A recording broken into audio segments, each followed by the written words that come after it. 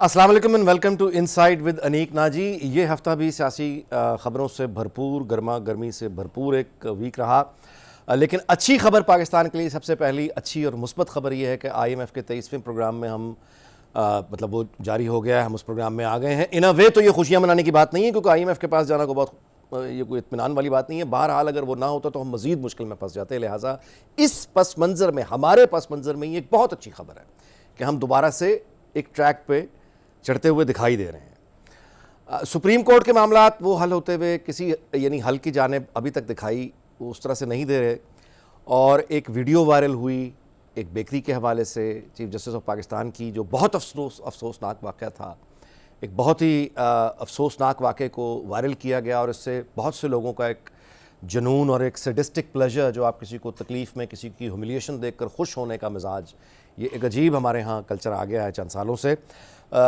लेकिन लोग महंगाई से भी बहुत तंग हैं। ये भी हकीकत है कि जब वो कुछ नहीं कर पाते और रोज़ाना अपनी खुशियों को मारते हैं, तो फिर वो किसी इस निज़ाम के ज़िम्मेदार किसी भी बड़े के साथ कुछ भी इंसल्टिंग इवेंट हो जाए तो वो उसको सेलिब्रेट करते हैं। ये एक बेबसी का आलम है।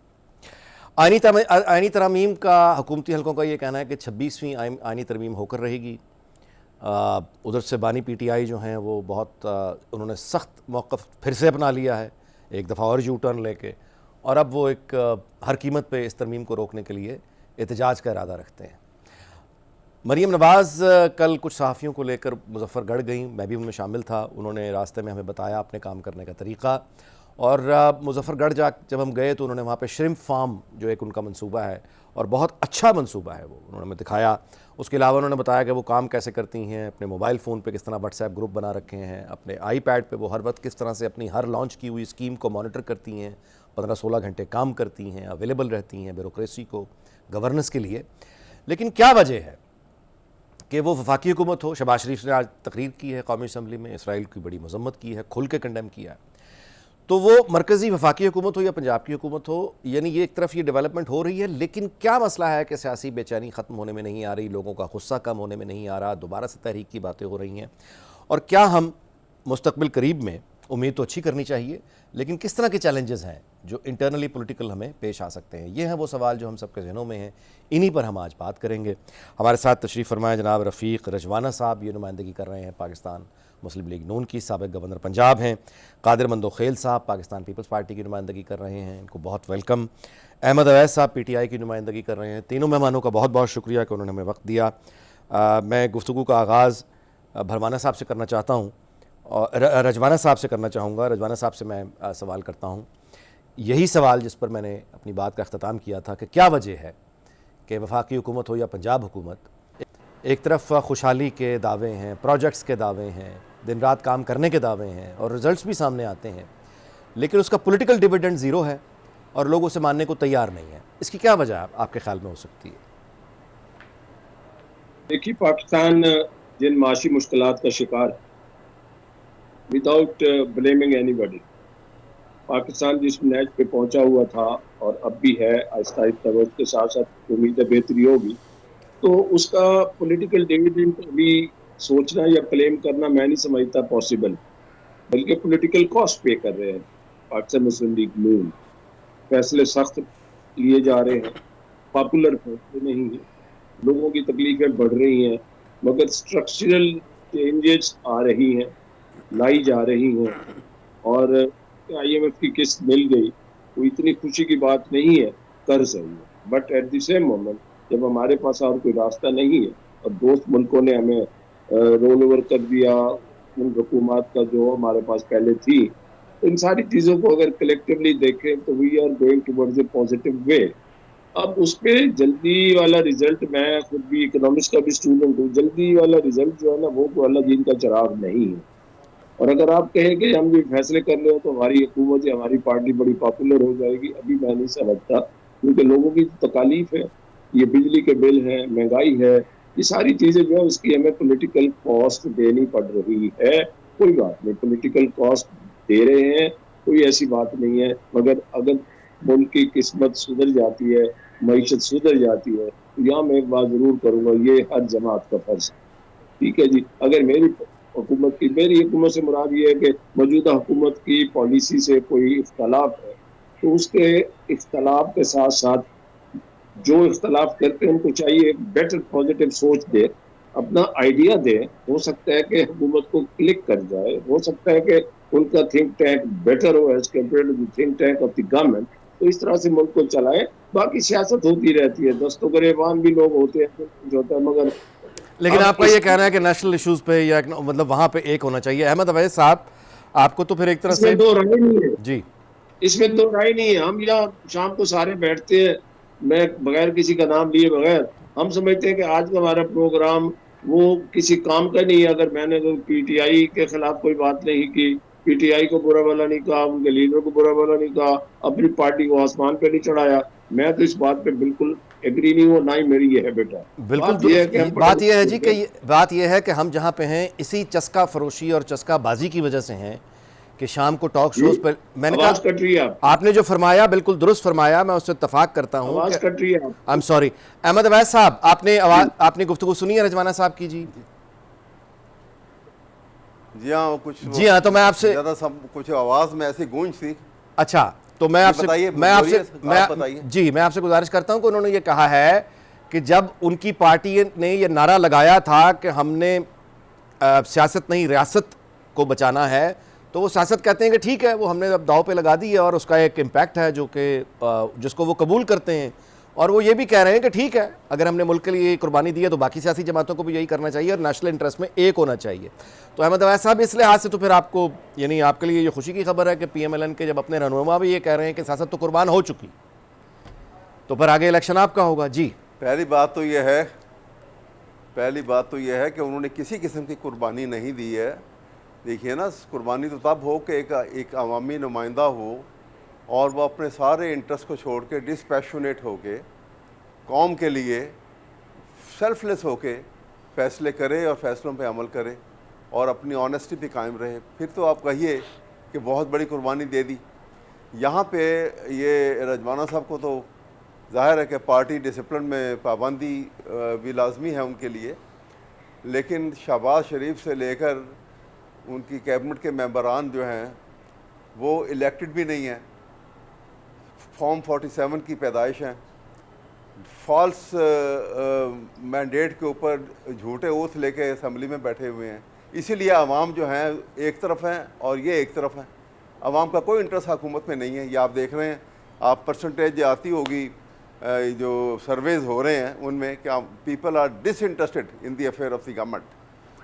اور دوسری بات یہ ہے کہ یہ قربانی والی مجھے سمجھ نہیں آئی کہ قربانی کون سی دی ہے انہوں نے. اپنی سیاست کی ہوتی ہے, اگر چھوٹی سی بات کے اوپر بھی اپنی سیاست. سنیے میں یہی بات کرنے لگا ہوں کہ سیاست کی قربانی بھی وہ تب مانی جاتی کہ یہ جو آئی پی پی کا ایشو اٹھا تو 28% تو ان کے اپنے شیئر ہیں اس کے اندر, ان کے بیٹے کے اور ان کے. اگر یہ اپنے شیئرز کے اتنا قوم نے ان کو 2 دفعہ یہ پرائم منسٹر بن گئے, جیسے بھی بن گئے, یہ کہتے ہیں کہ چلو جی اس وقت قوم کو ضرورت ہے, وہ اربوں روپے جو ہم نے لیے تھے ہم واپس کر رہے ہیں قوم کو. باقیوں کے لیے بھی ایک مورل اسٹرینتھ جو ہے ان کی اتنی ہائی ہو جاتی کہ باقیوں کو بھی دینا پڑتا یا وہ اثرات بعد آ جاتے. یہاں پہ تو انہوں نے یہ قوم قربانی دی کہ اپنا جو ان کا ماہانہ جو ان کے جو تھے سیلری تھی وہ انہوں نے کہا کہ میں نہیں لوں گا, لیکن ان کا بیٹا اور ان کی فیملی جو ہے وہ اربوں روپے جو بغیر یونٹ دیے بجلی کے حاصل کر رہی ہے, اس کا کون جواب دے گا؟ آپ یہ ڈائیکاٹمی جو ہے نا, یہ ڈبل سٹینڈرڈ اور یہ منافقت یہ قوم کو کھا گئی ہے. جی قادر مندوخیل صاحب, یو میڈ یور پوائنٹ سر. قادر مندوخیل صاحب, آپ نے گفتگو سنی, آپ کا کیا اس پر رد عمل ہوگا؟ میں آپ سے اصل میں سوال یہ گزارش کرنا چاہتا ہوں کہ آپ نے دیکھا کہ یہ ایک اوورآل ایٹیچیوڈ ایک تو دیکھنے میں آتا ہے پارلیمانی جمہوریت میں کہ حکومت اپوزیشن کو لیور کرتی ہے, اپوزیشن ریزسٹ کرتی ہے, لیکن آج کل ہم یہاں کچھ زیادہ دیکھ رہے ہیں کہ نون لیگ جو ہے وہ بہت مائلڈ ہو کے پی ٹی آئی کا ذکر کرتی ہے, بہت کبھی صفائی بھی پیش کرتی ہے کہ مطلب سختی ہم نہیں کر رہے وغیرہ, لیکن جواب جو ملتا ہے وہ آپ نے سن ہی لیا ابھی احمد اویس صاحب کا. پی ٹی آئی غصے میں لگتی ہے بہت, تو آپ کو کیا اگلے دن کیسے نظر آ رہے ہیں؟ دیکھیں میرے خیال میں یہ کل آئی ایم ایف کی جو ڈیل کامیاب ہوئی ہے $7 ارب کا اور 37 مہینوں کے لیے, تو میرے خیال میں پی ٹی آئی کو بھی تسلی ہو جانی چاہیے کہ کہ اس حکومت نے کہیں نہیں جانا ہے. کمزوریاں ضرور ہے, ناکامیاں ضرور ہے. بہت سارے جو آئی پی پیز کی بات کی احمد اویس صاحب سے, اس سے میں اتفاق کرتا ہوں, بالکل ایسی ہے.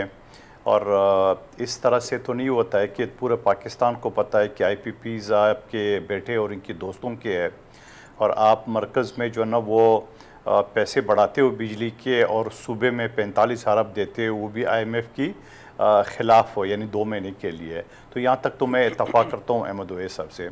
اچھا, اب سوال یہ کہ جہاں تک قربانی کی بات کی ہے, میں پھر راجوانہ صاحب سے اتفاق کروں گا, کیونکہ جہاں پاکستان کی تاریخ میں پہلی مرتبہ آرٹیکل 95 سب سیکشن 1 کے تحت عدم اعتماد کی تحریک کامیاب ہوئی ہے, گو کہ ماضی میں بی بی شہید اور اشوکت عزیز صاحب کے خلاف ناکام ہوئی ہے. تو اس صورتحال میں تو اس وقت یعنی پچھلی حکومت کی پی ڈی ایم کی حکومت کے پاس یہ بڑا اچھا چانس تھا کہ وہ کہتے ہیں کہ نہیں جی حکومت اب نہیں بنائیں گے. لیکن اس وقت شہباز شریف صاحب نے, بلاول بھٹو صاحب نے, آصف علی زرداری صاحب نے اور خود مولانا صاحب نے یہ اقرار کیا تھا کہ ہم جو نا وہ سیاست قربان کر رہے ہیں ریاست بچانے کے لیے, کیونکہ اس وقت آئی ایم ایف کی جو ڈیل تھی وہ انہوں نے سبوتاج کر چکے تھے. جہاں بلاول بھٹو زرداری صاحب کا لانگ مارچ آیا ہے اور آئی ایم ایف سے ڈیل ہونے کے باوجود 10 روپے پیٹرول اور 10 روپے ڈیزل اور 5 روپے بجلی کی قیمتیں کم کر دی ہے, اسے آئی ایم ایف ناراض ہو گئی ہے اور بڑی اللہ اللہ کر کے 2-2.5 سال بعد اب آئی ایم ایف کے ساتھ ایک کامیاب مذاکرات ہو کے اور ڈیل کم ہو گئی ہے. تو میں یہ سمجھ رہا ہوں کہ اس وقت یقیناً رجوانہ صاحب صحیح فرما رہے ہیں کہ پیپلز پارٹی نون لیگ نے اور مولانا فضل الرحمان صاحب کی پارٹی نے قربانی دی, اپنی سیاست کی, برا بلا بھی کہا, گالی گلوچ بھی ہوا, سب کچھ ہوئے. لیکن آج الحمدللہ جو سری لنکا کا اور بنگلہ دیش کا خواب دیکھ رہے تھے یا ترکی کا, وہ خواب تو جو نا وہ ناکام ہو گئے. وہ سارے ارادے جو ان کے تھے پاکستان کی سبوتاج کرنے کی, خود پی ٹی آئی کے 3 وزیر خزانہ نے جو آئی ایم ایف کے کوآپریشن نہ کرنے کی جو آڈیو سامنے آ گئی ہے, اور پھر اس کے بعد 9 مئی کا واقعہ ہوا ہے, اور اس کے بعد جو مسلسل چیزیں ہو رہی تھی, تو یہ ساری چیزیں تو اس بات کی ثبوت ہے کہ پورا ملک جو ہے نا ایک داؤ پہ لگا ہوا تھا, اور سری لنکا اور بنگلہ دیش کے لگ بھگ قریب تھے, اور اللہ نے بچا لیا ہے. تو پچھلی پی ڈی ایم کی حکومت نے قربانی دی ہے, تو یہاں تک تو ٹھیک ہے. لیکن میں یہ سوال یہ کہنا چاہ رہا ہوں کہ آج خیبر پختونخوا میں کیا ہو رہا ہے. آپ کو پتہ ہے کہ ابھی 50-60 لوگ قتل یا شہید ہوئے ہیں, اور آج ایک ہزاروں لوگوں کی تعداد میں, لاکھوں میں نہیں کہوں گا, سوات میں ایک جلسہ ہوا, یعنی ایک امن جرگہ ہوا, اور لوگوں نے کہا کہ ہمیں امن چاہیے. خیبر پختونخوا میں پی ٹی آئی کی حکومت کا میں نہیں سمجھ رہا ہوں کہ پشاور کے علاوہ ان کا کسی شہر پہ جو قابو ہے یا حکومت کی جو گرپ ہے یا ریٹ ہے وہ قائم ہے. کیونکہ خود علی گنڈاپور صاحب کے علاقہ وہاں پہ ڈی خان میں, وہاں جو ٹی ٹی پی کا گنڈاپور گروپ اور ٹی ٹی پی جو ہے نا ڈی خان گروپ کے نام سے وہ ہے, اور اس کی واضح مثال یہ ہے کہ ماضی میں 2-3 سال پہلے جہاں پی ٹی آئی کی حکومت تھی اور بنو جیل توڑا گیا, 400 قیدی جو لے گئے, وہاں ایک فائر نہیں ہوا, ایک تالا نہیں ٹوٹا, اور شربت پی کے دہشت گرد جب اپنے محفوظ پناہ گاہوں کی طرف چلے گئے جہاں خود خیبر پختونخوا کے اندر تھے, اور وہاں صحافیوں کو فون کر کے بتایا کہ ہم خیریت سے پہنچ گئے. اور آج 11 سال سے زیادہ ہو گئے پی ٹی آئی کی حکومت خیبر پختونخوا میں. کیا احمد اویس صاحب یہ بتا سکتے ہیں کہ وہاں انہوں نے دودھ کی نہریں تو دور کی بات ہے, وہاں کوئی امن قائم کیا ہے, وہاں معیشت مضبوط ہے, وہاں روزگار ہے, وہاں لا اینڈ آرڈر ہے, وہاں کون سی پشاور کے علاوہ کون سی جگہ پہ ان کی گرپ ہے, وہ ذرا بتا دیں. رجوانہ صاحب آپ سے گزارش میں کروں گا کہ حقیقت یہ ہے, یہ فیکٹ ہے, سب جانتے ہیں 2011 آنورڈز پی ٹی آئی کی پختونخوا میں گورنمنٹ ہے اور وہ الیکشنز جیت رہے ہیں. تو آپ کی پارٹی جو ہے وہ پختونخوا میں وہ کارکردگی کیوں نہیں دکھا سکی, پیر کیوں نہیں جما سکی, آپ الٹرنیٹیو یعنی فورس بن کے وہاں کیوں نہیں سامنے آ سکے؟ دیکھیے, یہ ہماری پارٹی کی ابھی وہاں پوزیشن کمزور ہے, اس میں تو کوئی دو رائے نہیں ہے, ٹھیک ہے. مگر ایٹ دی سیم مومنٹ جیسے ابھی مندو خیل صاحب فرما رہے تھے, بات یہ ہے کہ جس پارٹی کی یہ تیسرا ٹینیور ہے غالباً یا دوسرا ٹینیور ہے, تیسرا کارکردگی تیسرا, میں تو بلکہ 2011 پھر 2013 پھر 2018 دوسرا, پھر یہ تیسرا ٹینیور ہے. جی تیسرا, میں نہیں کہتا کہ کوئی منافق ہے یا کیا ہے, یہ پھر جو ذات پہ اس طرح کے جو سوالات ہیں اس طرح نہیں کرنے چاہیے. میرے دوست ابھی ہمارے لیڈران کو کہہ رہے تھے منافقت ہے, منافق ہے, اچھا نہیں لگتا. میری تو کوشش ہوتی ہے کہ جب ہم پروگرام کر کے اٹھے تو ہمارا ضمیر یہ مطمئن ہو کہ میں نے کسی کو برا نہیں کہا, میں نے کسی کے بارے میں کوئی غلط لفظ استعمال نہیں کیا. پالیٹکس ہے, پالیٹکس میں آپ بات کریں. میں اب اس بات کو مجھے مجبوری جواب دینا پڑ رہا ہے کہ 2018 کے بعد اور پھر عدم اعتماد کے بعد پاکستان میں طوفان بدتمیزی کی سیاست کہاں سے آئی ہے؟ یہ سوشل میڈیا پہ لوگوں کی پگڑی اچھالنا کہاں پہ آیا ہے؟ خواتین کو ان کے بارے میں نازیبا الفاظ حکومتی عہدیدار کہیں کہاں سے آیا ہے؟ ٹھیک ہے, ہمارے دور میں ہم پیپلز پارٹی کے خلاف کہتے تھے, پیپلز پارٹی ہمارے خلاف کہتی تھی, مگر اس طرح کی گری ہوئی باتیں نہیں کی جاتی تھی. خدا کے لیے اب جب سے عدم اعتماد ہوا ہے, کیا بہتر نہیں تھا, میں کئی دفعہ یہ گزارش کرتا ہوں, بہتر نہیں تھا کہ جمہوری اصولوں کے تحت عدم اعتماد کو قبول کر کے بیٹھ جاتے, لیڈر آف دی اپوزیشن کا رول ادا کرتے؟ اگر آپ بہت ہی قابل ہیں تو ضروری نہیں کہ آپ کی قابلیت کا امتحان حکومت میں لیا جائے, اپوزیشن میں بھی آپ کی قابلیت کا امتحان ہو سکتا ہے. آپ کے پاس بڑے بڑے ارسطو ہیں, بڑے بڑے قابل لوگ ہیں, افلاطون ہیں, تو ان کا جو تھنک ٹینک ہے, ان کی کلیکٹیو وزڈم کی جو کیلکولیشن ہے, ان کا جو پلان ہے, خدا کے لیے حکومت کو دے دو تاکہ آپ کا بول بالا ہو جائے کہ حکومت تو کام نہیں کر رہی, آپ کا بول بالا ہو جائے. کیا کیا نہیں ہوا. ہمیں افسوس ہوتا ہے, ہمیں بھی 45 سال ہو گئی سیاست میں, کبھی اس طرح کا نہیں دیکھا کہ اپنی عزت بچانا مشکل ہو جائے. جی تو میں یہ گزارش جی خدا کے لیے نیشنل سوچ کو اپنائیے. پارٹیوں کا جھنڈا بڑا اٹھا لیا, لیڈروں کا جھنڈا بہت اٹھا لیا, ٹھیک ہے, احترام کے دائرے کے اندر رہ کے میرے اوپر کرٹیسزم کرنا کریں, مگر جب میری ذات کے اوپر کرٹیسزم ہوگا, میرے پرسن کے اوپر ہوگا, اس کا مناسب جو ہے نا پھر جواب تو نہیں آتا, اسی طرح کا آتا ہے جو ہم لوگ پسند نہیں کرتے. آئیے, پاکستان اب جن حالات میں گھرا ہوا ہے, یہ تو ایک سیاست ہے, یہ تو ایک مطلب بزنس ہے, بزنس نہیں ہے, اکانومی ہے, اس کی بات کریں. ابھی آپ اس ٹاپک پہ آئیں گے جو کچھ سپریم کورٹ میں ہو رہا ہے, اس پہ بھی کہیں گے حکومت ذمہ دار ہے, اس پہ بھی کہیں گے فلاں ذمہ دار ہے. بات یہ ہے, کیا ہم لڑتے رہیں گے؟ پیچھے کچھ بچے گا بھی نہیں. بہت پیچھے جو کچھ بہت بچ کے اس کو سمجھو. جو ہمارے حالات ہیں اس کے پس منظر میں آپ کا یہ میری آنکھوں میں آنسو آ رہے ہیں, اللہ کی قسم, کہ کیا دیکھ رہے ہیں, اس کو سیاست کہتے ہیں. خدا کے لیے نہ کریں, ایک دوسرے کو اس طرح نہ متعین کریں. یہ میرا ملک ہے, عمران خان میرے ملک کا لیڈر ہے, میاں نواز شریف, میاں شہباز شریف میرے ملک کا لیڈر ہے, آصف درباری, بلاول بھٹو میرے ملک کا لیڈر ہے, مولانا فضل الرحمان میرے ملک کا لیڈر. کیا ان کو ہم اسی طرح خراب کرتے رہے؟ کسی کو ڈیزل کہنا, اچفزئی صاحب کا کیا ڈیزائن بنتا تھا, چھوڑے ان باتوں کو, بس بہت ہو گیا. اس کی سزا مل رہی ہے, قوم کو سزا مل رہی ہے, بس کر دیں. میری یہ گزارش ہے, ہم اگر برے ہیں تو آپ اچھے ہو جائے. سوری, میرا گلا خراب ہے. جی رضوانہ صاحب, آپ نے بہت اہم سوال اٹھائے, لیکن وقت ہوا ہے کمرشل بریک کا. اس کمرشل بریک کے بعد دوبارہ آپ سے یہی ملاقات کے سوال اب احمد اویس صاحب کے سامنے رکھیں گے اس کمرشل بریک کے بعد. جی ویلکم بیک.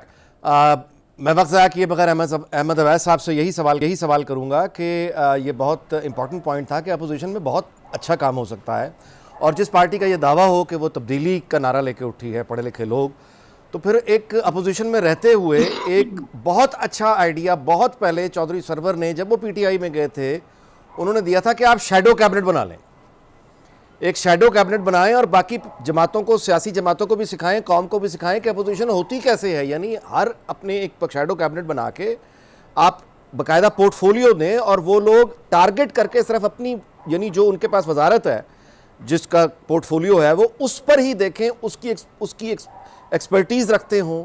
نیا طریقے کا اپوزیشن ہو جس کا تعلق قوم کی خوشحالی سے ہو, ترقی سے ہو, نئی ایجادات سے ہو, انوائرمنٹ سے ہو, وغیرہ وغیرہ. تو اس طرح کی اپوزیشن پی ٹی آئی کیوں نہیں کر رہی؟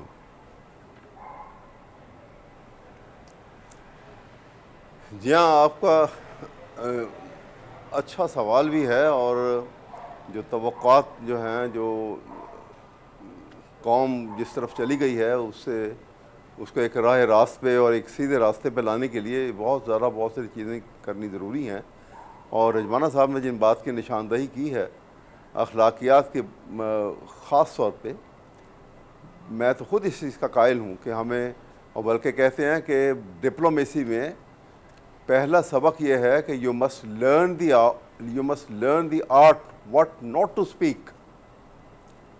وجہ سے کہ جو منہ میں آئے کہتا جائیں, یہ ماضی میں بہت کچھ یہ ہوتا آیا ہے. ابھی انہوں نے رضوانہ صاحب نے مثال دی کہ دیکھیں جی وہ مولانا کو یہ کہا تھا، لیکن ساتھ ہی اگر وہ یہ مثال بھی دے دیتے ہیں نا کہ جب شہباز شریف اور نواز شریف جو ہیں یہ محترمہ بے نظیر شہید کو کس طرح نازیبا زبان استعمال کرتے تھے جو ابھی بھی ریکارڈڈ ہے، وہ انسان منہ سے بول نہیں سکتا وہ الفاظ ایسے تھے، لیکن بری بات ہے جس نے بھی کی، کوئی بھی کرے گا یہ بات بری ہے، میں اس چیز کا قائل ہوں۔ ہمیں اس رجحان کو بالکل دبانا چاہیے اور اس کو ڈسکریج کرنا چاہیے، اور سیاست کے اندر بھی ہمیں قوم کو بھی ایک جو ہے اس دلدل سے نکال کے ایک بڑے خوشگوار ماحول میں رکھنا چاہیے کہ ہم کسی پولیٹیکل پارٹی سے تعلق رکھتے ہوں، کوئی بھی ہمارے نظریات ہوں، لیکن اس قوم کے فرد ہیں تمام، اور یہ افراد ہیں، ہم ایک دوسرے کے ہم کے رشتوں میں بندھے ہوئے ہیں، تو ہمیں وہ پولرائزیشن کا جو ہے اس سے باہر نکل آنا چاہیے، یہ بات درست ہے۔ اور اس کے لیے دیکھیں میں بتاؤں، اس کے لیے انتہائی ضروری چیز بعض بنیادی چیزیں ہیں، مثلا قانون کا احترام، آئین کا احترام۔ اب جہاں آئین کا احترام ختم ہو جائے اور آئین کو اپنی مرضی کے مطابق آپ صرف پارلیمنٹ کا نام لے کے استعمال کرنا شروع کر دیں کہ پارلیمنٹ ہے تو جی سپریم ہے، دیکھیں پارلیمنٹ ہو یا جوڈیشری ہو یا ایگزیکٹو ہو، یہ تمام جو ہیں قاعدے قانون کے حساب سے جو آئین نے ان کے لیے دائرہ اختیار بنا دیے، ان کے اندر یہ آزاد ہیں، اس سے بیونڈ آزاد نہیں ہیں۔ یہی خوبصورتی ہے آئین کی کہ ٹرائیکوٹمی آف پار ہے اس کے اندر، کہ ادارے اور بلکہ جوڈیشری کی اتھارٹی زیادہ اس لیے ہے کہ اس کے پاس پاور آف ریویو ہے، وہ پارلیمنٹ کے کسی بھی ایکٹ کو on the touchstone of the basic structure of constitution, independence of judiciary, violation of human rights اور violation of Quran and Sunnah, وہ اس کو اسٹرائک ڈاؤن کر سکتی ہے، اور اسی وجہ سے اور بیلنس کریٹ کرتی ہے، باقی تمام پلرز کے درمیان ایک بیلنس کریٹ کرتی ہے۔ اسی طرح سے پارلیمنٹ کی اتھارٹی جو ہے اس کو ہر ایک کو ایکسیپٹ کرنا ہے، کہ کیونکہ یہ اتھارٹی تو اس کو آئین نے دی ہے، اور یہ قانون سازی کی اتھارٹی ہے اس کے پاس، اور وہ ایک نظام ہے جس کے اندر وہ چلتا ہے۔ اسی طرح ایگزیکٹو ہے جس کا کام وہ فنڈامنٹل رائٹس جو کانسٹیٹیوشن نے دیے ہیں ان کو انفورس کرنا، اور ایک کامن مین کو وہ فنڈامنٹل رائٹ پہنچانا، ان کو پروٹیکٹ کرنا، ان کو پرزرو کرنا اور ان کا ڈیفینڈ کرنا، یہ ایگزیکٹو کی ذمہ داری ہے۔ ہاں اگر یہ ایگزیکٹو یہ ذمہ داری نہیں پوری کرتی ہے تو پھر یہ ذمہ داری جو ہے وہ عدلیہ کے اوپر آ جاتی ہے، کیونکہ وہ بھی ان کے اوتھ کے اندر بھی یہ لکھا ہے کہ ہر جج جو ہے، چاہے وہ چیف جسٹس ہے، وہ چاہے ہائی کورٹ یا سپریم کورٹ کا جج ہے، اس کے اوتھ کے کنٹینٹس میں یہ لکھا ہے کہ I will preserve, protect and defend the constitution of Pakistan. یہی سینٹنس جو ہے یہ پرائم منسٹر کے اوتھ میں بھی ہے، یہی کسی وزیر کے اوتھ میں بھی ہے۔ تو اس لیے یہ سوشل کانٹیکٹ مکمل تب ہوتا ہے کہ آپ کامن مین کا جو رائٹ ہے ان کو پرزرو کریں، پروٹیکٹ کریں اور ڈیفینڈ کریں۔ تو یہ چیزیں اگر ہم سمجھنے لگ جائیں تو آپ دیکھیے کہ بہت ساری مشکلات سے ہم باہر نکل آئیں گے، جی، اور اسکور وننگ پوزیشن سے بھی ہمیں باہر نکل آنا چاہیے۔ جی قادر مندوخیل صاحب، دونوں آپ نے گفتگو ویسے تو بڑی حوصلہ، جی بالکل احمد صاحب آپ یو میڈ یور پوائنٹ۔ قادر مندوخیل صاحب آپ نے دونوں احباب کی گفتگو سنی اور اس میں بڑے مثبت اشارے بھی سنے، اصولی طور پہ انہوں نے مطلب اچھی باتوں پہ اتفاق بھی کیا، لیکن آپ آئین اور قانون کے باقاعدہ طالب علم ہے، فرمائیے گا پارلیمنٹ اور آئین کے بارے میں احمد اویس صاحب نے جو کچھ کہا ہے آپ کا اس پہ کیا رد عمل ہے؟ دیکھو یہ تو میں دونوں پینلسٹ سے میرے سینئر بھی ہے، میں ان کی باتوں سے اتفاق کرتا ہوں، اور احمد اویس صاحب انتہائی شریف آدمی ہے، کئی مرتبہ ہم ساتھ بیٹھے ہیں، کئی ان کے منہ سے جس طرح ان کی پنجوتا صاحب ہے، دوسرے تیسرے جس طرح الفاظ کہتے ہیں یہ اس طرح نہیں کہتے ہیں، اور یقیناً ان کی بس میں تو نہیں ہوتا ہے، جو پارٹی کو اور آل صورتحال ہے وہ تو خیر وہ خود بھی مجبور ہے اس حوالے سے۔ اور باقی جو انہوں نے بات کی کہ آئین جو ہے نا وہ سب کا ہے، یقیناً میں یہ کہوں گا کہ پارلیمنٹ سپریم ہے، کیونکہ جو ادارہ قانون بناتا ہے تو وہ سپریم ہی ہوتا ہے، اور عدلیہ کا کام ہے کہ کئی ابہام اس میں موجود ہو تو اس کی تشریح کر دیں، اور انتظامیہ کا یہ کام ہے کہ اس کے پر عمل کر لیں۔ اب اگر عدلیہ پاکستان کی تاریخ سے دونوں میرے سینئر ایڈوکیٹ ہیں، میں کہوں گا کبھی 77 سالہ تاریخ میں آپ نے اختلافی نوٹ ہر جج ہر بینچ میں ہوتا ہے، کیا کبھی آپ نے 77 سالہ تاریخ میں 2 ججز نے جو اختلاف کیے ان کے بارے میں 8 ججز نے کیا الفاظ کہے وہ کیا آپ نے کبھی سنے ہیں؟ کیا آپ نے یہ سنے ہیں کہ وہ انہوں نے آئین سے تجاوز کر دیا ہے؟ کیا آپ نے کبھی سنے ہیں کہ ان دو ججز نے 80 ارکان کو دھمکی دی ہے اور پھر اس کے بعد اس کو بھی چھوڑیے خود انہوں نے تجاوز کر دیے 8 رکنی نے آرٹیکل 51(6)E کے تحت، جہاں 3 دن کا ٹائم ہے الیکشن ایکٹ کے تحت، وہاں انہوں نے 15 دن دے دیے اور 15 بھی ورکنگ ڈے تاکہ ہفتہ اتوار نکال کے، تو وہ اگر جمع کر دے تو 19-20 دن بن جاتا ہے۔ جی جی رضوانہ صاحب، کتنا ضروری ہے یعنی نظام عدل اس کی شفافیت کے لیے؟ آپ کے مینیفیسٹو میں بھی معاملات ہیں، لیکن دیکھیے کچھ آپ کی پارٹی کے بھی ججز کے ساتھ، دیگر پارٹیز کے بھی ججز کے ساتھ جوڈیشری میں ماضی میں اختلافات تو رہے ہیں، اور وہ جن موضوعات پر اختلافات رہے وہ سیاسی تھے. So how would you respond to that? دیکھیے میں سمجھتا ہوں کہ عدلیہ کے اندر جو خلفشار آج ہے نا جی، اور یہ جو تقسیم ہے، اس کی وجہ جو ہے وہ فیصلے ہیں سیاسی کیسوں میں، آئین کی تشریح کے کیسز میں. اس کے غلط صحیح کی بات میں نہیں کر رہا فی الحال. یہ وجوہات ہیں جن کی وجہ سے سپریم کورٹ ڈیوائیڈ ہوگی، سیاسی جماعتوں کے لیبل لگ گئے ان پر، اور پھر ان کا کنڈکٹ بعض اوقات ود آل ڈیو ریسپیکٹ بعض اوقات شک پڑتا ہے کہ ایسی کوئی بات ہے. تو یہ ساری چیزیں سپریم کورٹ کے کندھوں پر ہی بوجھ ہے کہ دے شوڈ، میری بڑی احترام ہے جج صاحبان کا، تمام جج صاحبان کا، ہم روز پیش ہوتے ہیں کہ وہ اپنے they should put their house in order. اب ہماری مذاق اڑ رہا ہے کہ آپ کے سپریم کورٹ کے جج صاحبان آپس میں کھل کے آمنے سامنے آ گئے، ٹھیک ہے جی. تو اس کا بھی حل ہے، ساری چیزوں کا حل ہے، صرف بیٹھ کے اس کا حل کرنے کا، اس کا حل سوچنے کا ہی طریقہ کار ہے. اگر ڈیوائیڈ ہو گئے تو میرا ذہن پولیٹیکلی کسی کے ساتھ ہے تو میں شاید دوسری پارٹی کے حق میں بات کروں.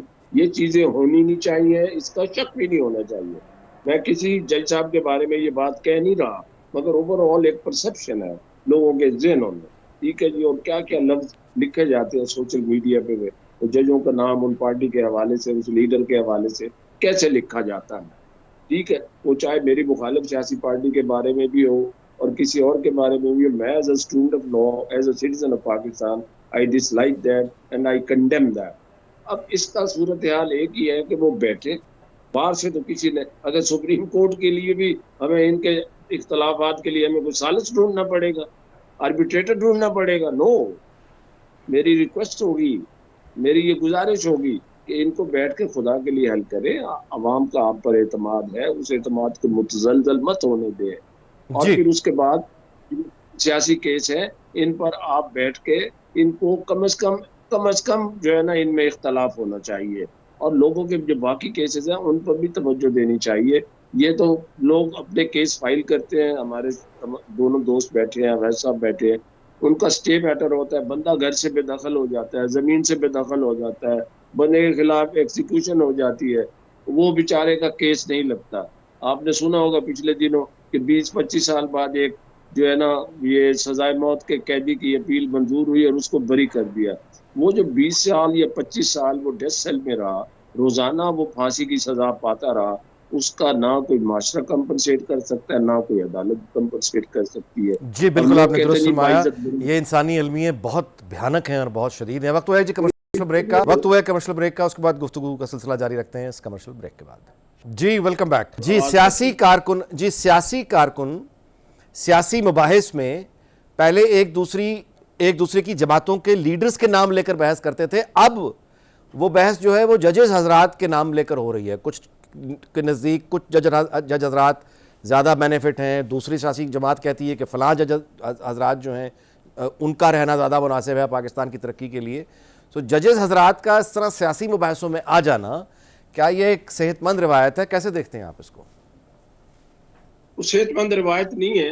مسئلہ یہ ہو گیا کہ ہم نے مطلب سیاست میں اپنے جو ورکرز ہیں، جو لوگ ہیں، ان کو شاید یہ تربیت دی جا رہی ہے کہ جی آپ کی پارٹی کے حق میں فیصلہ ہو گیا تو ان ججوں کی تعریف کریں، آپ کی پارٹی کے خلاف فیصلہ ہو گیا تو آپ ان ججوں کے خلاف بات کریں، ٹھیک ہے جی.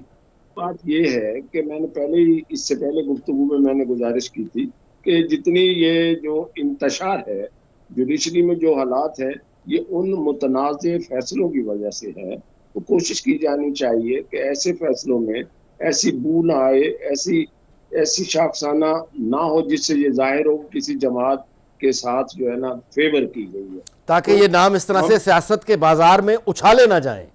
یعنی ججز کے نام سیاسی بحثوں میں اگر اچھالے جائیں گے تو ان کے تقدس. بات یہ ہے کہ میں ذاتی طور پر جو مقدمے زیر سماعت ہوتے ہیں اور روزانہ جج صاحبان کی آبزرویشن پر ٹیلی ویژن کے پروگرامز کے بارے میں میری رائے مختلف. میں یہ چاہتا ہوں کہ جج صاحبان, ممکن ہے میڈیا کے دوستوں کو یہ بات اچھی نہ لگے, جج صاحبان جب فیصلہ کرتے ہیں اس فیصلے پر تو گفتگو ہونی چاہیے. آج جج صاحب کوئی گفتگو کرتے ہیں تو ان کی جی احمد اویس صاحب, جی سر احمد اویس صاحب میری آواز آ رہی ہے آپ کو؟ کل وہ بدل بھی سکتی ہے. جی ہم لوگ ایک احمد اویس صاحب گھنٹوں پروگرام کرتے ہیں, تو یہ میڈیا کو بھی چاہیے کہ اس طرح کی چیزوں سے اجتناب کر کے ایسا صحت مندانہ ماحول پیدا کرے کہ ایسی بحث ہو جس سے کہ لوگوں کے اندر ججوں کی تقسیم نظر نہ آئے, لوگوں کے اندر اس طرح کی تقسیم نظر نہ آئے, اور روز کی آبزرویشن پہ بحث کرتے ہوئے لوگ مینٹلی تیار ہو جاتے ہیں کہ جج صاحب یہ آبزرو کر رہے ہیں, یہ میرے حق میں, میری پارٹی کے حق میں فیصلہ آئے گا. بہت بہت شکریہ, بہت بہت شکریہ رضوانہ صاحب, بہت بہت شکریہ احمد اویس صاحب, بہت بہت شکریہ قادر مندوخیل صاحب. اس دعا کے ساتھ کہ اللہ تعالیٰ پاکستان کو خوشحال بنائے, محفوظ رکھے, آباد رکھے, آپ سے اجازت چاہتا ہوں. کل شب ملاقات ہوگی شب 10 بجے پبلک نیوز پہ. اللہ حافظ.